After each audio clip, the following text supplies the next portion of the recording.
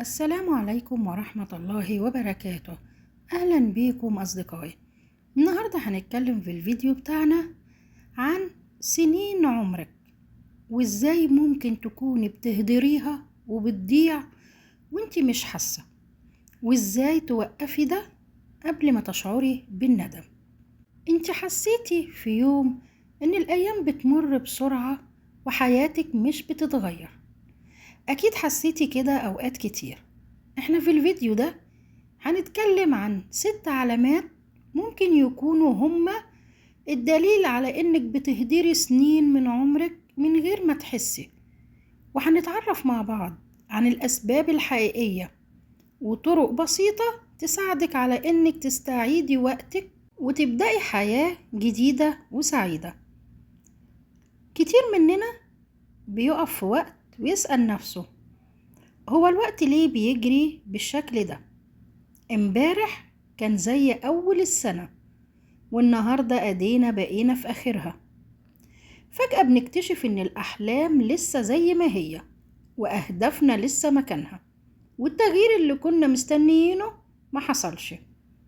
المشكلة إن أغلبنا مش بيضيعوا عمرهم في يوم واحد، لكنه بيضيعوه دقيقة ورا دقيقة ويوم ورا يوم وسنة ورا سنة من غير ما يحس ونشعر. عشان كده هنتكلم عن 6 علامات لو موجودين في حياتك فلازم تقفي مع نفسك وقفة صادقة، لأنهم ممكن يكونوا السبب الرئيسي في إن عمرك بيضيع. أول علامة إن إحنا بنأجل أهدافنا باستمرار. كل مرة نقول هنبدأ من بكرة، لا هنبدأ من أول الشهر، لا هبدأ لما أخلص شغل أو نفسيتي تتحسن، أو لما يبدأ عندي يكون وقت. لكن الحقيقة مفيش وقت مثالي عشان نبدأ، ولو فضلت مستنية الظروف المناسبة هتفضلي مستنية طول عمرك. التأجيل بيبدأ حاجة صغيرة، مع الوقت بيتحول لأسلوب حياة، وكل هدف بتأجليه بيبعد عنك أكتر. فاسألي نفسك، لو كنت بدأتي من سنة كنت هتبقي فين النهاردة؟ حتى لو خطوة صغيرة، ابدأي دلوقتي مش بكرة. العلامة التانية اللي بتضيع وقتنا من غير ما نحس إن إحنا بنقضي ساعات طويلة على الموبايل بدون هدف.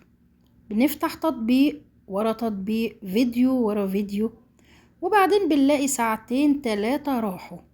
ولما نيجي نعمل حاجة مفيدة بنقول إن الوقت مش موجود أو مفيش وقت. الحقيقة إن الوقت موجود، لكنه بيتسرب وبيتسرق في حاجات مش بتضيفلك أي قيمة.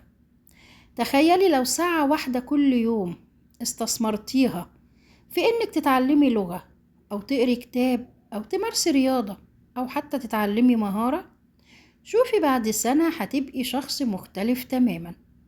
لكن للأسف إحنا ساعات بنصرف أغلى حاجة عندنا اللي هي الوقت في أرخص الأشياء. العلامة الثالثة الشكوى، إنك تشتكي أكتر ما تشتغلي. في ناس كل كلامهم الدنيا صعبة، الحياة ظلماني، مفيش فرص، الناس ناجحة عني. لكن السؤال اللي هقولهولك الوقت، بعد كل الشكوى ديت ايه اللي اتغير؟ ولا حاجة. الشكوى ممكن تريحك أيوة 5 دقايق، لكنها عمرها ما هتحل المشكلة. الحل بيبدأ لما تسألي نفسك، أنا أقدر أعمل إيه؟ حتى لو حاجة صغيرة. الناس الناجحة حياتهم ما كانتش كلها سهلة، لكنهم كانوا بيركزوا على حل المشكلة مش على المشكلة نفسها. العلامة الرابعة الخوف، إنك تخافي من إنك تجربي أي شيء جديد. أنا معاك إن الخوف شيء طبيعي، لكن المشكلة بتحصل لما الخوف بيخليكي واقفة مكانك، خايفة تبدأي مشروع جديد، خايفة تغيري من شكلك أو من شغلك، خايفة إنك تتعلمي حاجة جديدة، أو خايفة من كلام الناس. اسألي نفسك، إيه أسوأ حاجة ممكن هتحصل لك؟ غالبا مش هتكون أسوأ من إنك تفضلي واقفة في مكانك سنين ما بتتغيريش ولا بتعملي حاجة. كل شخص ناجح كان في يوم من الأيام خايف، لكن الفرق إن ما خلاش الخوف يتحكم فيه وإنه اتحرك رغم خوفه.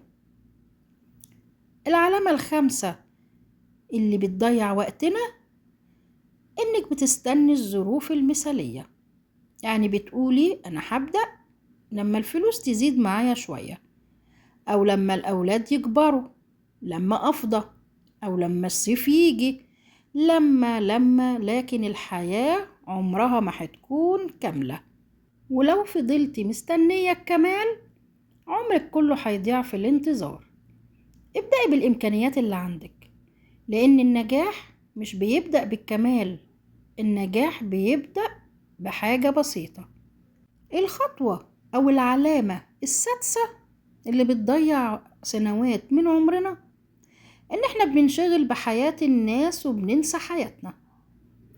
بتنشغلي فلان اشترى ايه، فلانة سافرت، الإنسان ده نجح، اتجوز، فتح مشروع، وبتفضلي تقارني نفسك بيهم لحد ما بتنسي إن لكل واحد ظروفه ورحلته وسرعته. المقارنة المستمرة بتسرق منك الهدوء النفسي والسلام النفسي، وبتخليكي مش شايفة نعم ربنا عليكي. الأفضل تركزي على حياتك وتطوري نفسك، وخلي هدفك إن نسخة النهاردة تبقى أفضل من نسخة امبارح. الوقت هو راس مالك الحقيقي، كل دقيقة بتمشي مش هترجع تاني. الفلوس ممكن ترجع، الشغل ممكن يتعوض، لكن العمر لأ. عشان كده ابدأي النهاردة، اكتبي أهدافك ورتبي أولوياتك، وقللي وقتك على الموبايل، وتعلمي حاجة جديدة، اقري كل يوم، واهتمي بصحتك، وأهم حاجة اهتمي بعلاقتك بربنا. وافتكري ان النجاح مش بيجي من خطوة كبيرة واحدة، النجاح بيجي من خطوات صغيرة بتكرريها كل يوم. واسألي نفسك في النهاية، لو أنا استمريت أعيش بنفس الطريقة لمدة 5 سنين كمان، هل هكون فخورة بنفسي؟ لو إجابتك لأ، يبقى النهاردة هو أفضل وقت تبدأي فيه، ما تستنيش بكرة، لأن بكرة ممكن يتحول لأسبوع، والأسبوع لشهر، والشهر لسنة، وفجأة تكتشفي إن العمر جري. وفي النهاية لو انتي الفيديو عجبك ما تنسيش تشتركي في القناة وتعملي لي لايك، وتكتبي لي في التعليقات أي علامة حسيتي إنها موجودة عندك من العلامات الستة اللي قلناهم في الفيديو. والسلام عليكم ورحمة الله وبركاته.